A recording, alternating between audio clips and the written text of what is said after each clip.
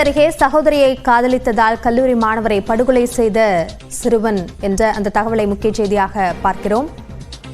14 வயதான சிறுமியை 18 வயதான கல்லூரி மாணவர் வீரமாணிக்கம் காதலித்து வந்திருக்கிறார். இதன் காரணமாக இந்த கொலை நடந்திருக்கிறது. இது குறித்த கூடுதல் விவரங்களை நம்முடைய செய்தியாளர் கணேஷ்குமாரிடம் கேட்கலாம். கணேஷ்குமார், இந்த சம்பவம் குறித்த விவரங்களை பதிவு செய்யுங்கள். அபிநயா, சிவகாசி அருகே திருத்தங்கல் கண்ணகி காலனியைச் சேர்ந்தவர் ஜெகநாதன். இவரது 18 வயது மகனான வீரமாணிக்கம் சிவகாசி அரசு கலைக்கல்லூரியில் 1ஆம் ஆண்டு பயின்று வருகிறார். இந்த நிலையில்தான் இவர் நேரு காலனியைச் சேர்ந்த 14 வயது சிறுமியை கடந்த 2 ஆண்டுகளாக காதலித்து வந்ததாக கூறப்படுகிறது.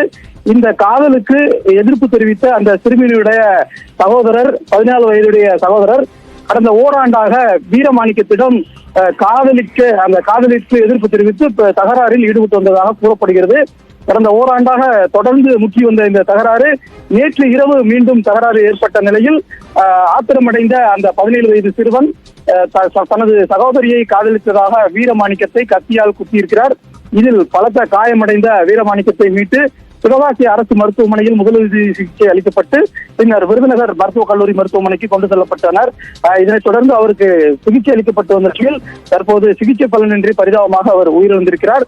இந்த சம்பவம் தொடர்பாக காதலித்த இளைஞரை கத்தியால் குத்திய அந்த சிறுவனை திருத்தங்கல் காவல் நிலைய போலீசார் கைது செய்து தற்போது விசாரணை நடத்தி வருகிறார்கள். தொடர்ந்து அந்த சிறுவனிடம் விசாரணை மேற்கொள்ளப்பட்டு வருகிறது. அந்த சிறுவனுடைய உறவினர்களிடமும் விசாரணை என்பது மேற்கொள்ளப்பட்டு வருகிறது. காதலிக்க எதிர்ப்பு தெரிவித்து கல்லூரி மாணவன் கத்தியால் குத்தி படுகொலை செய்யப்பட்ட சம்பவம் என்பது சிவகாசி பகுதியில் பெரும் அதிர்வலையை ஏற்படுத்தியிருக்கிறது. அபிநயா, கொலை சம்பவம் குறித்த விரிவான விவரங்களுக்கு நன்றி கணேஷ்குமார்.